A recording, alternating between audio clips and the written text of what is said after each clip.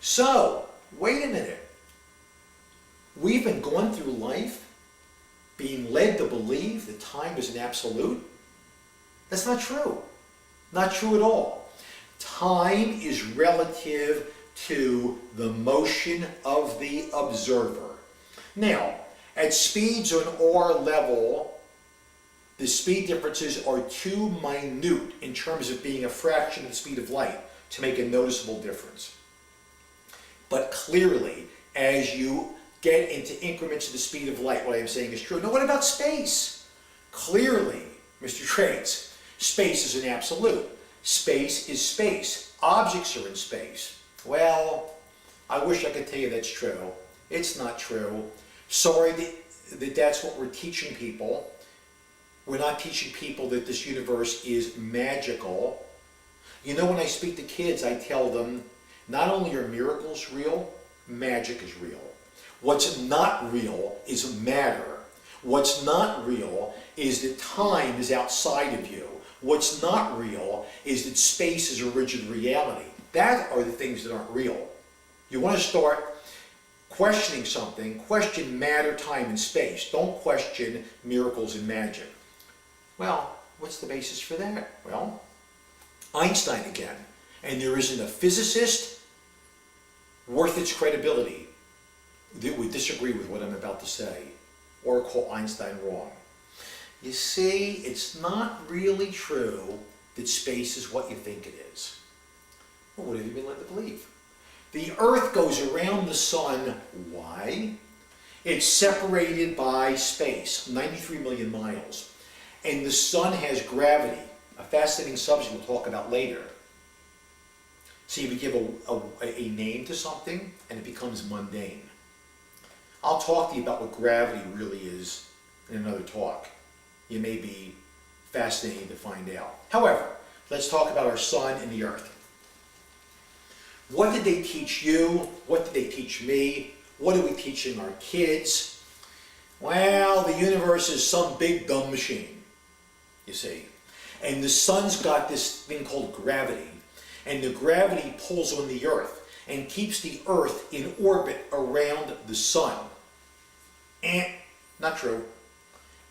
What Einstein discovered was this. The sun and all objects that have gravity bend space. They curve space. All large objects, including the moon, the Earth, the sun, curve space. Now, example I'll give you. Let's say you were to we'll grab our volunteers and we take a bedspread. And I'm going to put a volunteer in each corner of the bedspread, or a tarp will work, a canvas tarp, and I'll say, hold on to it as hard as possible, don't let it flop down.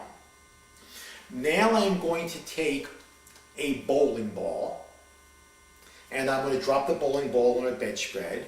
We're going to hold that canvas or bedspread taut as possible. The bowling ball, being quite massive, is going to bend the tablecloth, the bedspread or the tarp downward. Funnel it down to some degree. Now let's take a tennis ball. The tennis ball will distort the tarp very little indeed. And what we're going to do is we're going to pitch the tennis ball. We're going to give it momentum, like the Earth has momentum. And if we could do it perfectly or with a precise machine, we're going to pitch that tennis ball, or we could use a baseball in a circular orbit around that bowling ball. Well, what happens? Centrifugal force normally would cause that ball to fly off. What causes the ball, the tennis ball or a baseball, to remain in a circle? Sort of a gravity, but what is it really? The tarp has been curved by the weight of the bowling ball, causing the tennis ball to describe a circle. Now, to make this metaphor accurate, if we can motorize that tennis ball and use a computer to calculate how much centrifugal force we need, how much speed we have to impart to the tennis ball, we could get to a number where the tennis ball would forever go in circle around that torque. Why? The centrifugal force of its speed, its angular momentum, would offset the curve in the torque or in our bedspread, and it would continue to circle. That's how the Earth circles the sun.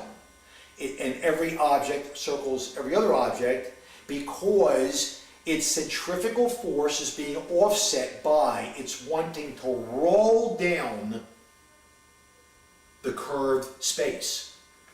And one other thing, I know you haven't learned this either, we don't call it space anymore.